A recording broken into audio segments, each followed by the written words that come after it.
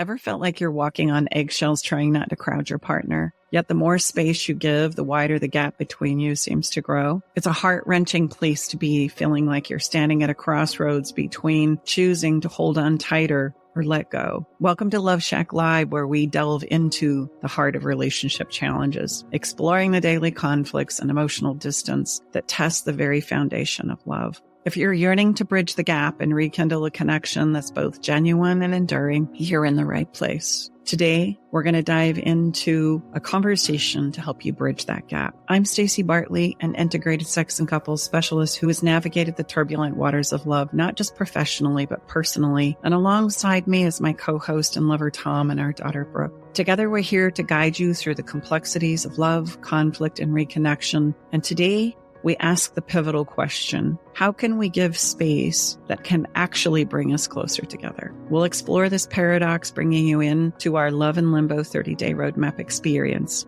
It's a journey designed not just to survive relationship space, but to thrive within it. Why 30 days, you might ask? Because profound transformation unfolds over time, nurtured by insight, reflection, and dedicated steps. This journey is not about instant solutions, but deep, meaningful change taken in small, doable steps that accumulate over time. Each week of the roadmap, we dive into new aspects of your relationship with yourself and your connection to others, guiding you through exercises, reflections, and actions designed to foster understanding and resiliency step by step. So, if you're feeling the strain of emotional distance and wondering if the space between you can ever be a source of connection, stay with us. Let's transform the way we love together.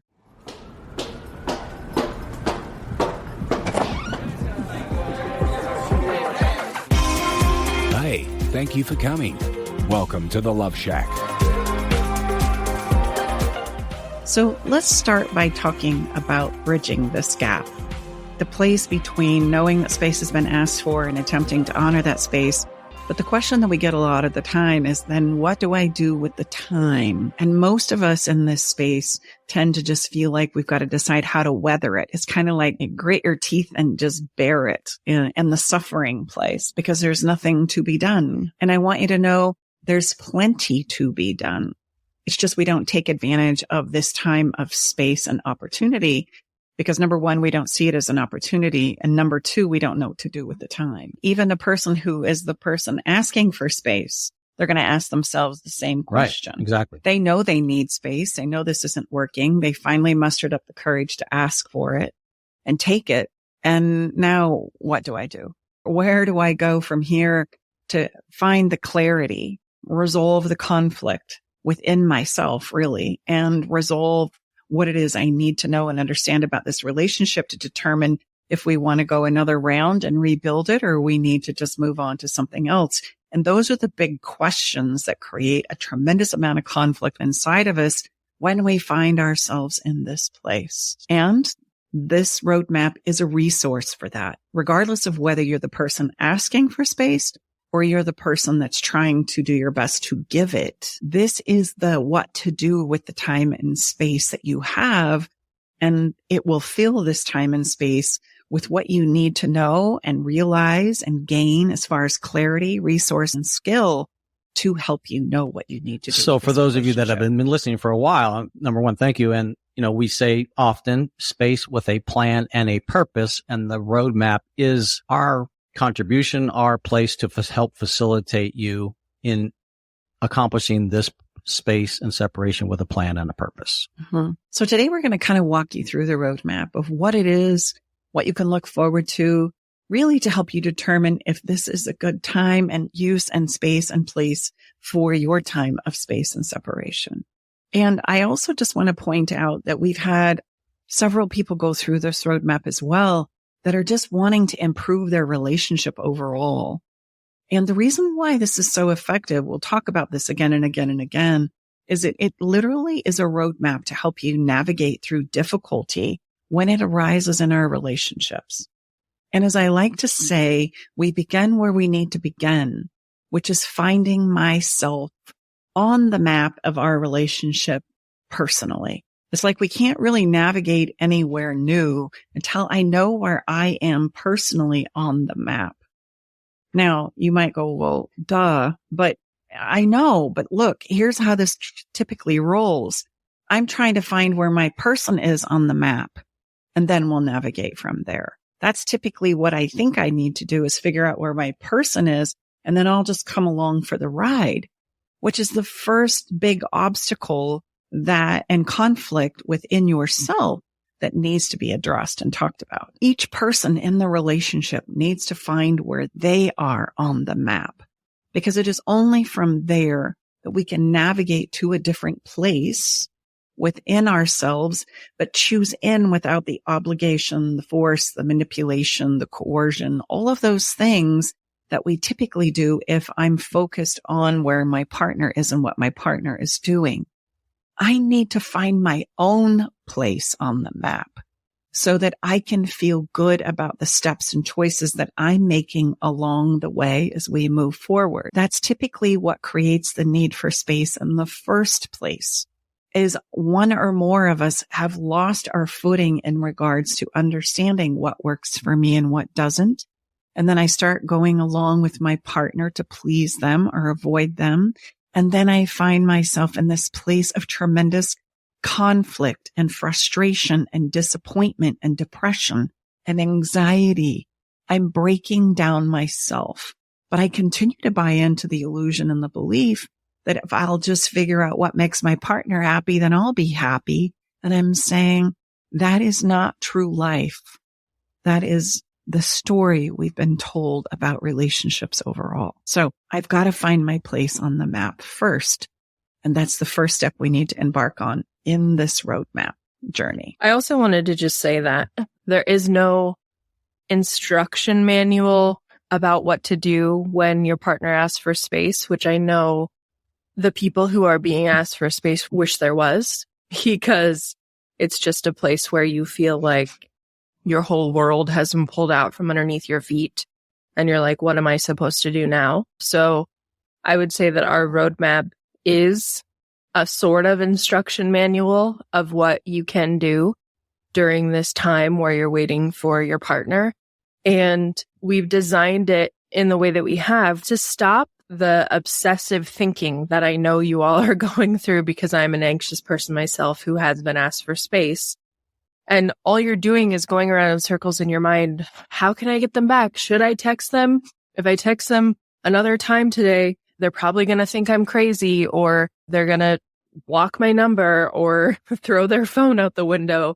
But I just need comfort, and I need reassurance, and I need to know that they still love me, and I need to know that I still matter.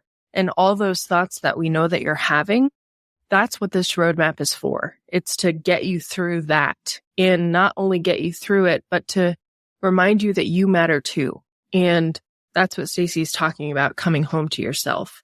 It's to remember that you really matter and that you are a person too. And yeah, it sucks that they are taking space, but I think sometimes we just forget that we are people too. A whole person who deserves to feel good and deserves to have a choice and make decisions. And we don't need to wait for our partners to tell us what to do. We are humans, and we can get through this because we matter too. You know, I think this is really a time where we forget that. Mm-hmm. Well, and I'll speak to the avoidance side of this equation, because I probably lean more that way than I do the anxious side, just so we can represent both sides here. I think is important. The avoidance need to learn and understand you don't need to run away in order to work through your difficulty and your conflict, because they're spinning and spiraling in their obsessive thoughts as well. They're just going to probably get lost in a lot of work and maybe working out and getting lost in the children and things that help me feel a little bit better productively in my attempt to avoid the conversations that I really feel uncomfortable and awkward having. And I'm really not quite sure how to manage all of the emotion that's coming up inside of me. All I know is that it hurts.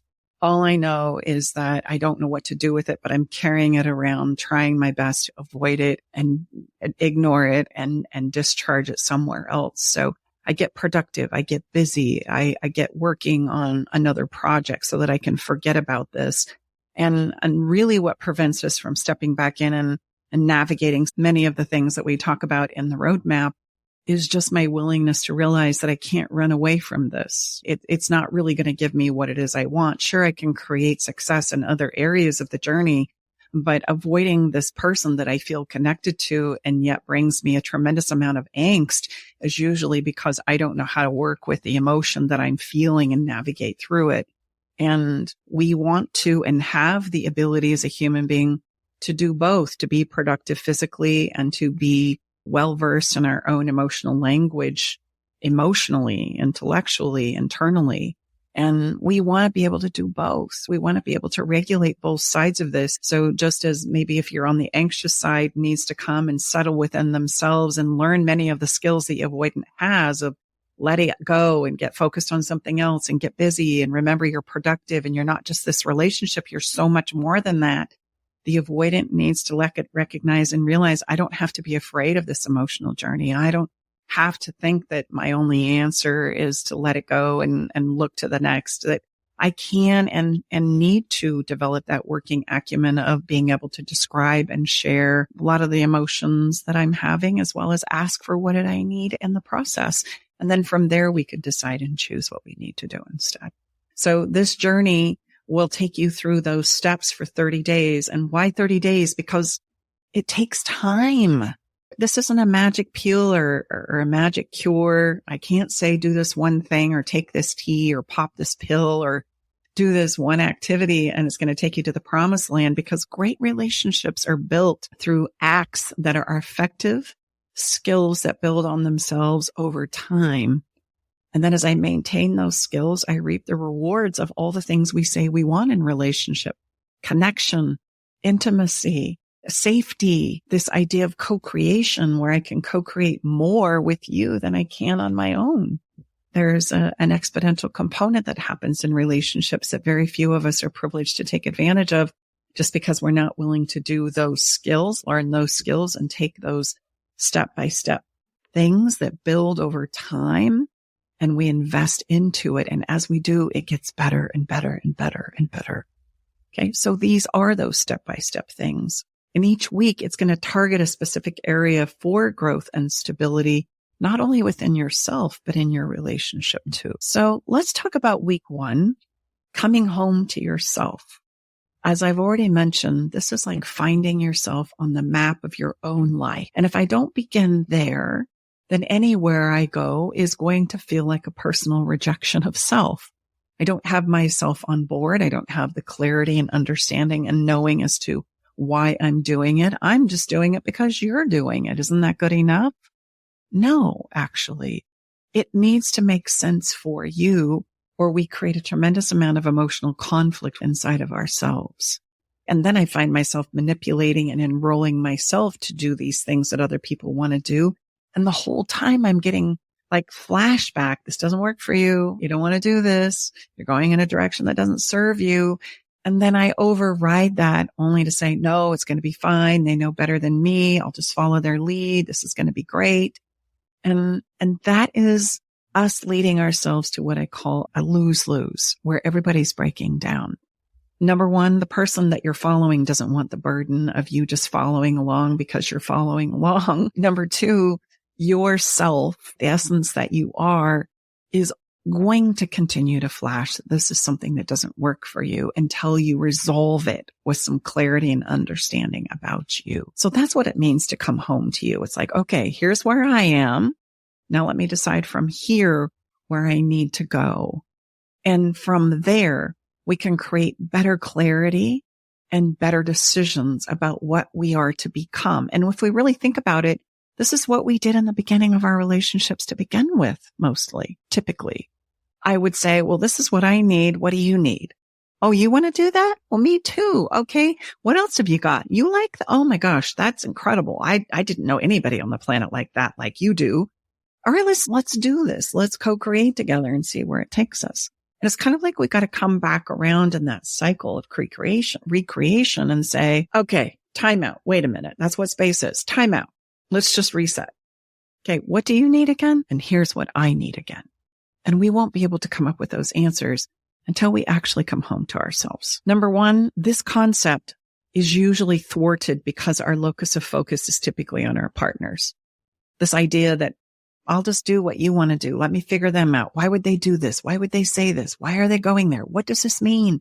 We get those questions all the time. And I always like to say, well, okay, forget about that. What do you need? What do you want? What works for you? What doesn't work for you? Where are you going? What do you want to see happen? We need to ask those questions of ourselves, not waste our emotional effort and energy trying to figure out what those answers are for our partners. And here's the kicker. You don't and can't figure out what it is for your partner because you don't even have access to the intel to do so. So the best you can do is pull assumptions from your own experience that then you forecast or forelay on your partner. And it's amazing how we come to conclusions and we think we're so right. But as we start to vet them out, there's so many that are so wrong because it's coming from a locus of focus, which is not on you, it's on your partner. And this usually leads us to another common belief that if I just get them to come back, everything is going to be fine.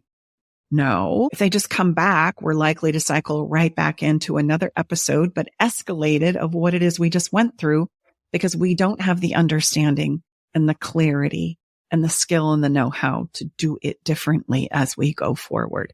And that's what prompts space in the first place. Do you think that's why some relationships are quote unquote on again, off again because of what you just said? Yes, very much so. We go through cycles and cycles and cycles of this where there's the honeymoon phase. Oh my gosh, you come home. This is the best days of our lives. This is going to be great.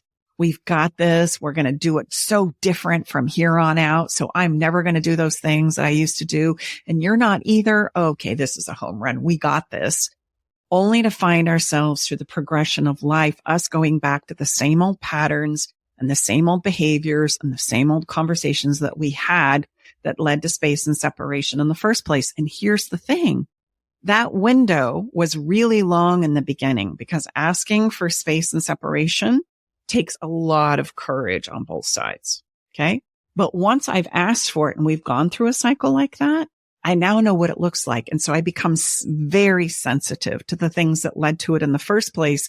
So the next window is going to be shorter because I become more sensitive to it. And then the following consecutive windows will become shorter and shorter and shorter, intolerable almost. Well, and that's why we say, and it's been our experience in helping others, if we just have continuous space plus space equals more space. So there's no plan and purpose. We're going to simply create what we've already done. And Staci said, and the window will become shorter and everyone will become more escalated. Well, more quickly. Yeah. And let's just say we buy into the idea that coming back together is the answer. We're going to go through several cycles of this, not just space, with more space, where inevitably we have nothing to put it back together. That's the opposite side of what we're talking about. But also, if I just come home without addressing these things, then what happens is I go round and round and round that gets shorter and more dramatic and escalated over time until pretty soon I'm so sensitive I can't come back and rebuild a relationship with you. And so both are absolutely going to play out. And I'm hoping that we're impressing upon you that rather than do either of those options, this is an opportunity and we implore you to take this opportunity to gain the understanding and clarity first inside of yourself. That's what coming home is.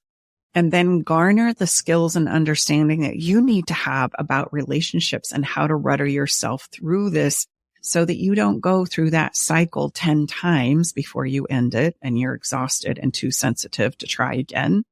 Or just let this be a time of space that lingers so long that it basically is easier to let go of than it is to come back and repair. What I would encourage you to do is recognize there's so much time here that you can utilize to learn more about yourself, about love, about relationships, about partnership, and about what it is you need and want to advocate for to take you into the future of your relationship life. And if those things don't happen, then no problem. We just tend to recycle them, even with a different face and a different time and place. So there's no right or wrong here. I'm just trying to help you understand how it works.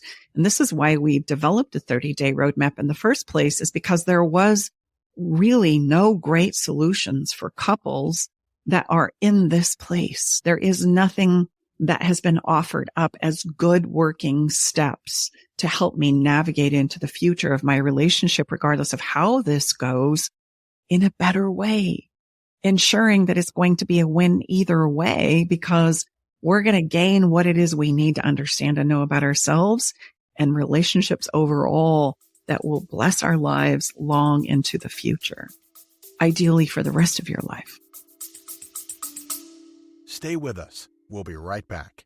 Navigating the silent, complex moments of separation or your partner's need for space can feel like walking through a maze without a map. If this sounds familiar, know that you are not alone. This journey, filled with uncertainties and introspection, requires a gentle, understanding guide. Hey, I'm Brooke from Love Shack Live. We see you, and more importantly, we get it. That's why we created the Separation Support Bundle, a collection of resources designed to not just guide you through separation, but to offer comfort and clarity during these times. Our separation guide offers insights and support to help make sense of your emotions and the process of separation. And for those moments when words escape you, our guide on 10 texts to send when navigating space provides thoughtful prompts to help communicate with compassion, plus a soothing separation meditation to help ease the overwhelming moments. Because sometimes all we need is a starting point or a way to start feeling okay again. Remember, you don't have to journey through these complexities of separation alone. Our separation support bundle is here to accompany you,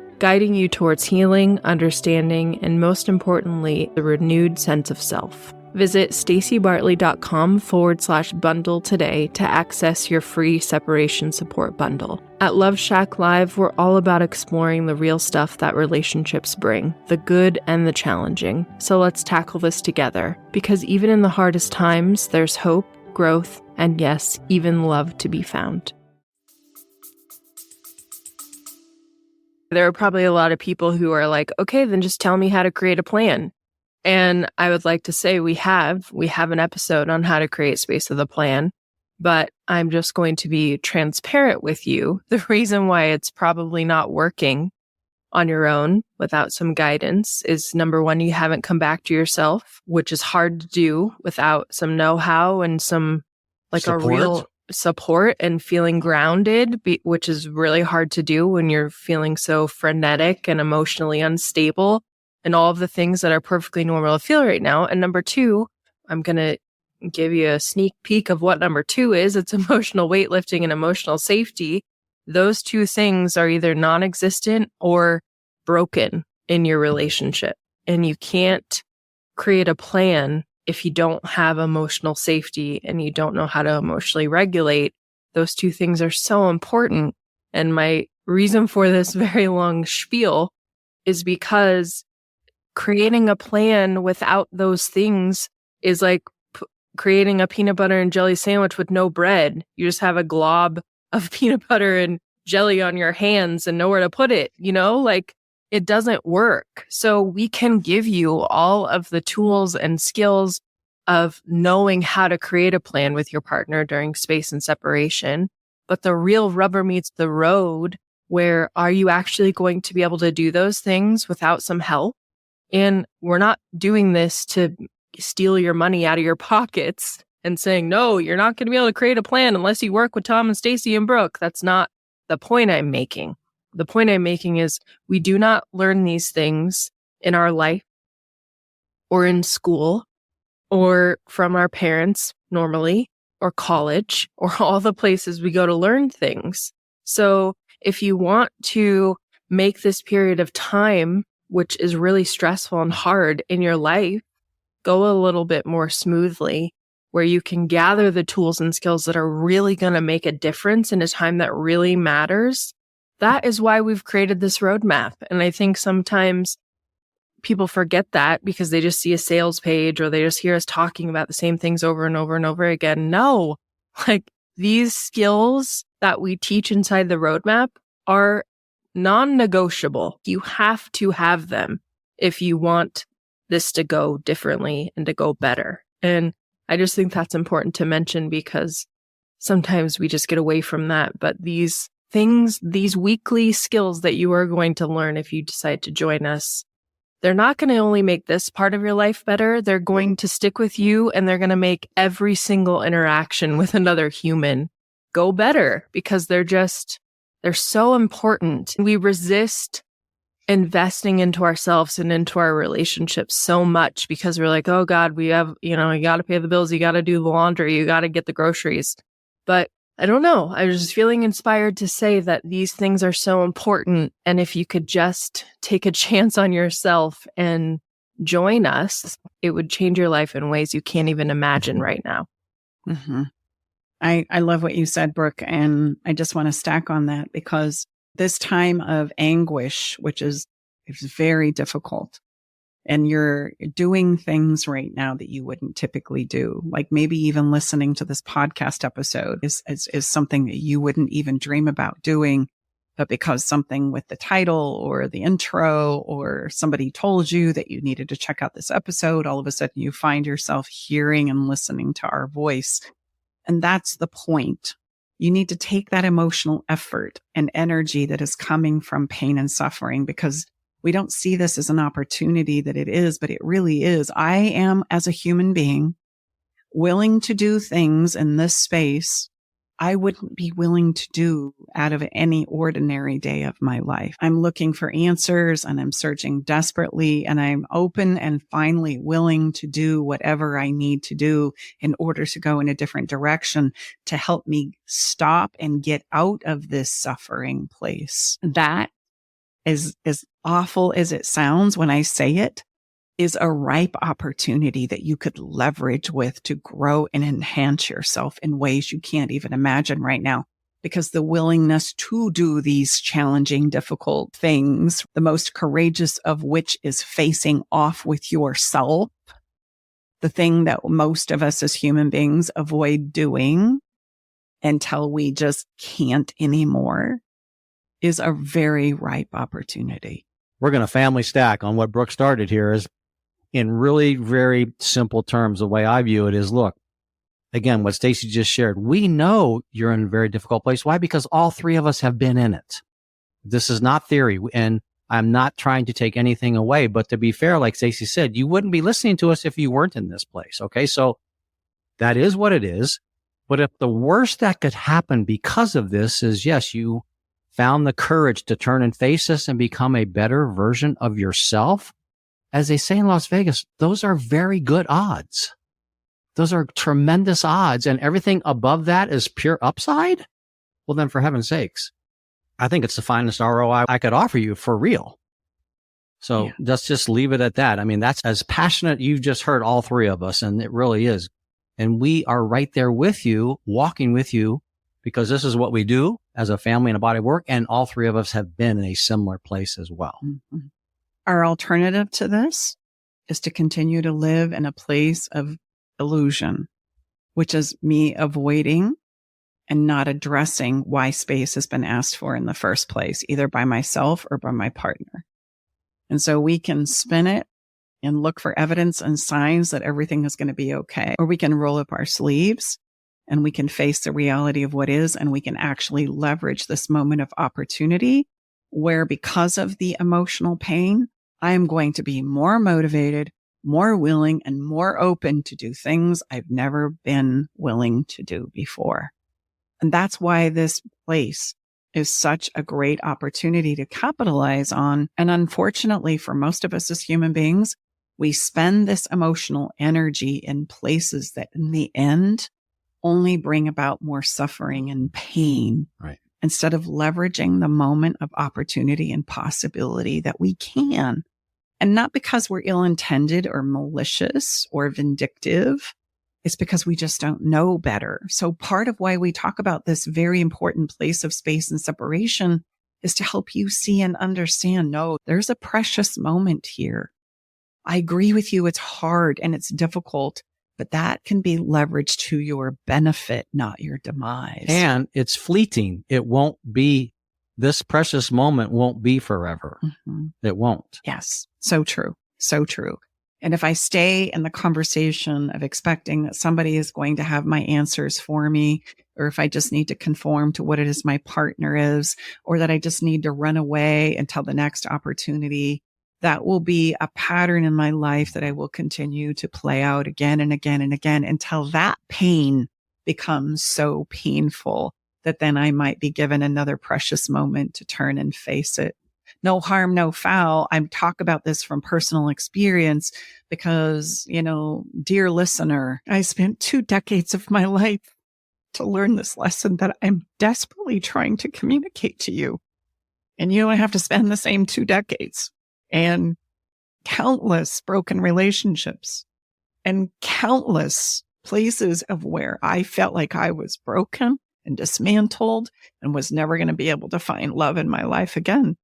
Not because it wasn't possible, but because I wasn't adhering and taking advantage of this precious opportunity that is so very precious. And when I did, it absolutely took me to a different place of understanding, both within myself and with my understanding of life and love overall. It completely transformed my life. So if you hear the passion in our voice and the conviction, it's not because we're trying to be pushy. It's because we've personally lived it ourselves. There is no amount of pretending and living an illusion that everything is going to be fine if you come home that will offset the rolling up your sleeves and really doing the evaluation of facing off with yourself, deciding where you are and what you need in order to be a thriving, happy, fulfilled human being. And nobody can give that to you. That is work that only you can do. And so week 1 of the roadmap is all about that, coming home to yourself. And then, as Brooke's already highlighted, week 2 is all about the emotional weightlifting that very often prevents us from doing those things. Why? Because we're too busy, like me, throwing a fit about it. Too busy thinking that it's somebody else's shit. And I just keep finding myself in these places. They did this to me. It's their fault. I can't believe I'm here again. Okay, well, gosh, we've got to look at that. It can't always be others. I have to finally take a good hard look at myself. It's imperative that we develop a very strong foundation of self before addressing relationship issues. Otherwise, you are likely to engage unknowingly in manipulations of yourself and others in an attempt to get your emotional needs met. There is no other way. What the heck is emotional weightlifting? Well, let's talk about it. Emotional regulation is at the heart of this. So if somebody says something that all of a sudden I just overly react to, in the moment, I don't feel like I'm overly reacting. It's only as I look back after the fact and go, wow, that one really sent me sideways. That one really turned me into a hot mess. That's okay. It's by looking at these things and then knowing what to do differently, which is the skills that you learn in the roadmap. I have to have 2 parts. I have to know what's not working. And most of us are super good at that one. In fact, we judge ourselves harshly. We judge others harshly for the parts we see that don't work. But often what we don't realize is that I need to know what to do instead. Otherwise, I'm going to do these things that I do, even though I know they're a non-working strategy because I don't have the second part. So emotional weightlifting is learning how to emotionally regulate. Through these skills, you learn to manage your emotions effectively. And they're things like this: hearing something difficult and not collapsing or attacking as a result of it. That's a reaction, not a response. That takes knowing what to do instead. Otherwise, I'm going to react. That's just how it's going to roll. Or knowing how to bring yourself back to the listening after being triggered. If I don't have that ability, then I get triggered, I attack, or I collapse. And then I make up a whole scenario about what just happened and about you. And then I judge you and I judge me. And there's nothing good there that happens. We stack on that as though that's true. And now we start to have the growing divide, or what we call the race to the bottom. We also need to be able to garner the ability to resist the temptation to defend and manipulate or threaten. This is usually our go-to because we don't know what else to do. And the reason why this is a problem is it's going to sacrifice the emotional safety for continuing to share yourself. And your partner is going to be completely thwarted in the process to share themselves with you. And so we can't go anywhere. And then we just stay in these patterns of defensiveness and manipulation until there's nothing left to salvage because nobody feels emotionally safe. So if I use this example a lot, but just to give you an example of what emotional safety would look like, it would be somebody claiming that I was an emotionally abusive person, or I was a verbally abusive person. For most of us as human beings, that would be a very hurtful thing to say or hear. And God forbid, Tom or Brooke say those things to me. It would stab me right in the heart, because I know that's not the kind of person I want to be. But gosh, if you're experiencing me as abusive verbally, then wouldn't we want to know that? And here's the thing. Most of us, myself included in the past, would say, you think I'm verbally abusive? Well, let me pull out a bunch of times where you've been verbally abusive. That's usually how I would handle that. And I just want you to see that's attacking, that's defensive, that's manipulative. And I too can pull out a bunch of evidence where I could construe a story that Brooke and Tom were verbally and physically abusive to defend what it is they're trying to help me see in our relationship. And what have I accomplished? Everybody feeling hurt, everybody feeling disappointed, betrayed, let down, unsafe. What do you think is going to happen to our next choice and our next decision? We're going to engage less, talk less, avoid each other, only give half truths, never really ask for what it is we want, not being willing to engage in any deep, real, authentic, honest, vulnerable conversation. I'm too busy protecting myself on all sides. So with emotional weightlifting, how could this go differently? As difficult as it was to hear those words, if I have the ability to do a few emotional push-ups, I might ask a different question. And I might say something along the lines of, man, you guys, that's really hard to hear. I'm sorry. That's not who I want to be. Help me understand and see how I'm coming across that way. As I take a huge breath and do yet another push-up. And when they can help me see from their interpretation, not that that was my intention, not that it even was true, but that we're entertaining the conversation to see what's possible. What you'll find comes out of it is a couple of things. Number one, I'm showing up in ways that I didn't realize were offensive, and I was coming off like that. Well, heck, if I'm going to co-create with you for the rest of my life, don't you think I want to know that? Because likely if I don't address it, it's just going to be a shutdown, quiet dissolving of our relationship anyway. So no, please tell me. Please. It's the only way we can address it. Number two, you might find that what you are firing off in them really has a lot more to do with the conflict that's happening inside of them from their past and their stories and their history than it ever did about you being verbally abusive. But we'll never get there if we can't do the emotional weightlifting that's required to uncover those understandings and truths. So the weightlifting and the push-up is, again, if we're triggered, we know what we've done in the past. So instead of attacking the manipulation, the coercion, instead of we're going to be tempted. We're going to be literally one step away of stepping back into that default behavior. The push-up is then typically it's a breath, oxygenating ourselves, slowing our brain down, and then doing what Staci just described instead. So that's the push-up. The push-up and the actualization and the growth happens when we don't do what we've always done. Okay. We take that emotional rep and we do something different that's more empowering for everyone, both you and your person or whomever it is that you're having this experience with. You're doing something different. And more importantly, you're behaving in a different way that's going to render a much different result for you and others. Okay. That's an important distinction. That's the push-up. Okay. It's a different process and a different behavior that's going to be very difficult in the beginning because there's so much reactiveness that's going to have us be right there. And it's going to, in the beginning, that's very hard. And that it takes, just like a brand new physical exercise takes those first reps of a new way of working our physical body. They're hard in the beginning. Then they become not so difficult through practice and repetition. Same exact thing. Mm-hmm. Well, and these conversations that are going to be had in a place where you're trying to come back together while space is happening, I want to talk about the most triggering conversations that you can have in a relationship. You know, your partner is going to be telling you things that you have done that have hurt them and vice versa. Those are hard things to hear if you don't have this basis of emotional safety. Just in normal relational situations, this is hard. But having it happen during separation in space adds a whole nother layer of difficulty, where we talk about this a lot in the roadmap, where you need to control your facial expressions and not react and slow your reaction time down and watch your defensiveness and all of these things.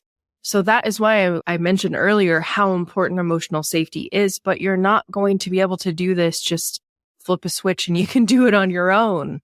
You need help, and it doesn't have to be with us, but you need a mentor, you need a coach, you need someone helping you learn these skills, because they are the secret and what you have been missing in your relationship.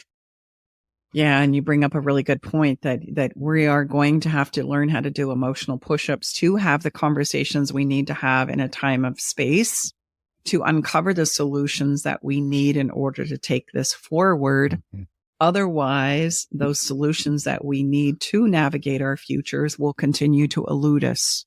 Like, the answers are in those difficult conversations. And if we can't emotionally regulate ourselves to such a degree by doing some emotional weightlifting to hear and explore those solutions, we're not going to receive the benefit of them. It will just be a react, you react, I react, you react, you react, I react, and then we're done. And that's why we don't see so many successful examples of people navigating through space in a good way. It all is regarding emotional weightlifting and our ability to do that. And I know, look, you don't have to look very far on social media to hear people saying, space, it's done. If they've taken space, it's over. This is why is because we don't know how important and crucial the understanding and skills to do an emotional push-up when it matters most will be required. And you can learn it now, or you can wait 2 decades like I did and learn it then. But as Brooke said, and Tom has said, this is not an option. If you want to be good at love, you've got to get really good at emotional weightlifting. Otherwise, we're going to create more of the same of what it is you've been experiencing. This is a 2-part series. Today we have covered week 1, and week 2. So week 1, we talk about coming home, finding yourself on the map. What works for you? What do you need? You count too. Your voice matters. You're part of this co-creation as well. And in week 2, we talk about the ever non-negotiable skill of emotional weightlifting.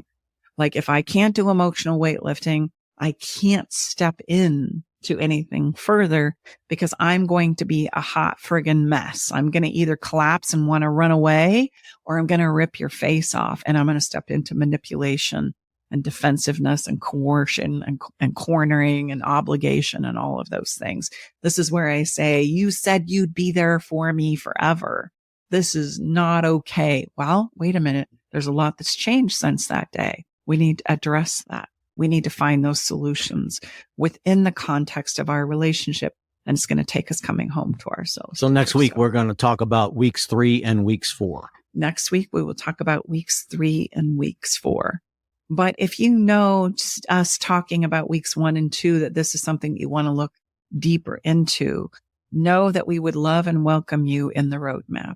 And you can find out all the information you need by going to loveandlimboroadmap.com.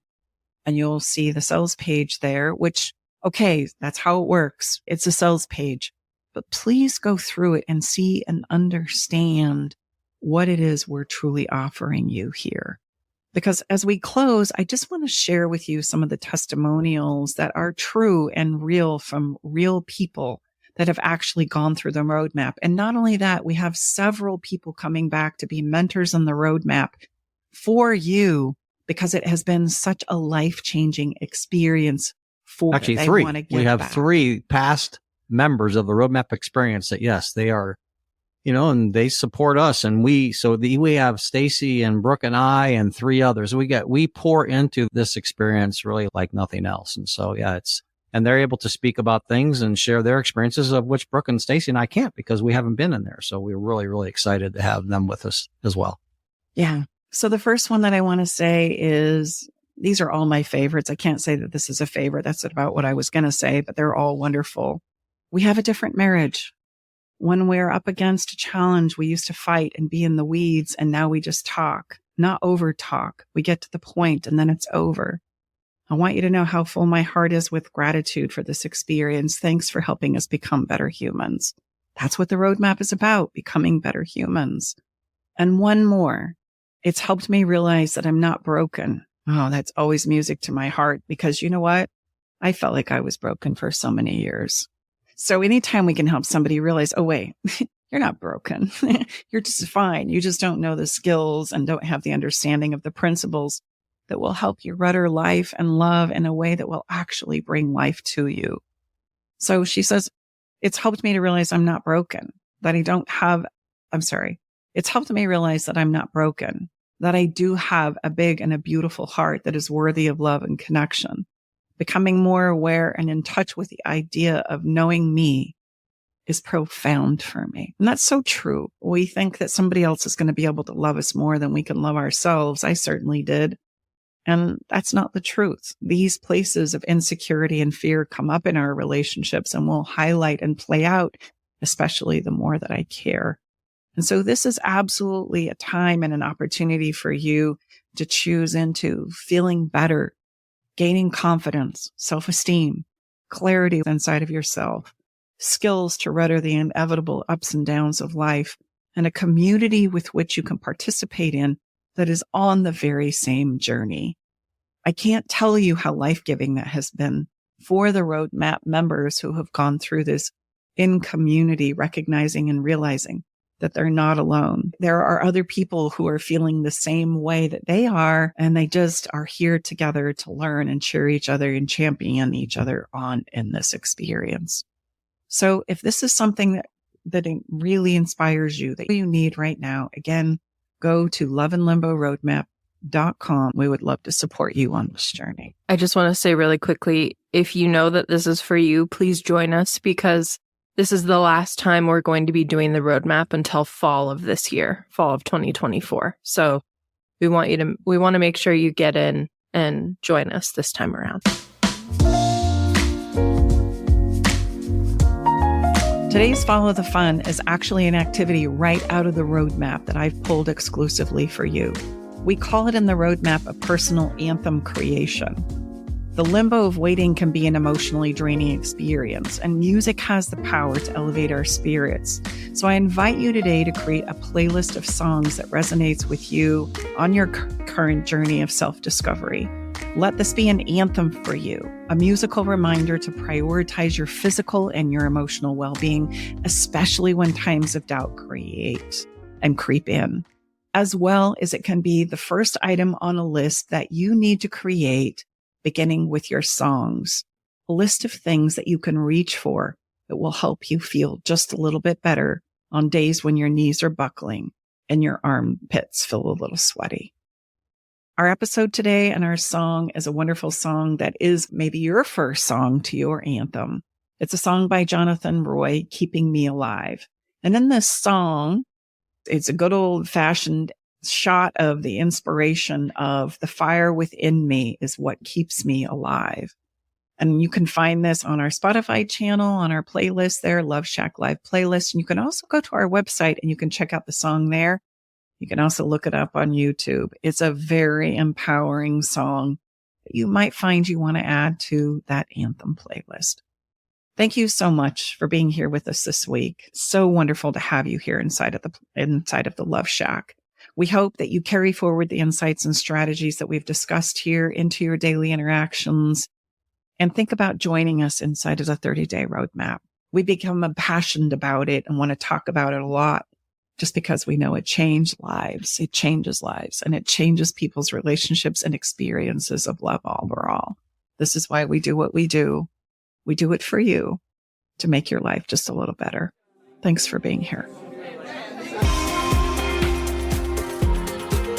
All right, it's time to leave the Love Shack. But before we part ways, we want you to know our door is always open and we'll leave the porch light on, ready to welcome you back whenever you need a dose of relationship wisdom. For more resources and tools, visit us at loveshacklive.com to dive deeper into the topics we've explored and find additional support for your relationship journey. Stay connected by subscribing to our podcast. Thank you for being part of our Love Shack Live community.